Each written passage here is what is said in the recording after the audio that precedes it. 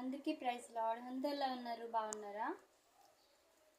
మిమ్మల్ని కాదని, మిమ్మల్ని ఇంత బాధ పెట్టి, మిమ్మల్ని అవమానాలు పాలు చేసి, మీరు మంచి వాళ్ళు కాదు అని అందరిలోని నిరూపించుదామని 1000 కళ్ళతో ఎదురు చూస్తూ మీ నుంచి దూరంగా వెళ్ళిపోయిన ఒక వ్యక్తి కోసం మీరెందుకు ఇంత ఏడుస్తున్నారు, ఇంత బాధపడిపోతున్నారు, ఇంత ఆలోచించేస్తున్నారు? ఎందుకు అంటే మీది నిజమైన ప్రేమ కాబట్టి అందుకు బాధపడుతున్నారు. వాళ్ళది ఫేక్ ప్రేమ కాబట్టి ఇంత బాధ పెడుతున్నారు. అర్థమవుతుందా?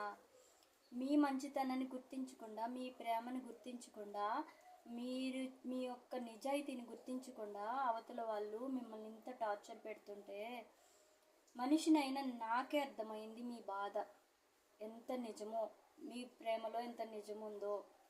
అలాంటిది మనల్ని సృష్టించిన సృష్టికర్త అయిన దేవునికి అర్థమవుదా కదా? సమస్తము తెలుసు దేవునికి. మీరు పడే బాధ, మీ బాధలో ఎంత న్యాయం ఉందో, మీ వేదన ఏంటో, మీ కన్నీళ్ళు ఏంటో అన్నీ ఆయన చూస్తున్నారు. మీరు నలుగురు మధ్యలో ఉంటున్నారు కానీ మీ మనసు మాత్రం ఇక్కడ ఉండట్లేదు. నిజంగా చాలా బాధపడుతున్నారు కదా? ఆ బాధ నాకు తెలుసు. దేవుడు మీకు ఎవరైతే మిమ్మల్ని వదిలేసి వెళ్ళిపోయారో, మిమ్మల్ని అవమానించారో, మీ ప్రేమను గుర్తించలేదో వాళ్ళ మధ్యలోనే నిలబెట్టి వాళ్ళకి మీ విలువ తెలిసే రోజుని త్వరలోనే రాబోతుంది. అప్పుడు వాళ్ళు, అయ్యో నేను ఇంత బాధ పెట్టాను కదా, నీ ప్రేమను గుర్తించలేదు కదా, నిన్ను ఏదో అవమానించాలని, నలుగురిలోని చిన్న చూపు చూడాలని చూశాను కదా, తప్పైపోయింది. ఇక మీదట ఇలాంటి గొడవలు లేకుండా నిన్ను అర్థం చేసుకుని నీతో పిల్లలతో హ్యాపీగా ఉంటాను, మళ్ళీ ఒక ఫ్యామిలీ అయ్యి మనం కలిసి ఉందాం అని చెప్పే రోజు దేవుడు త్వరలోనే రాబోతుంది. నమ్మండి, ఇది అబద్ధం కాదు.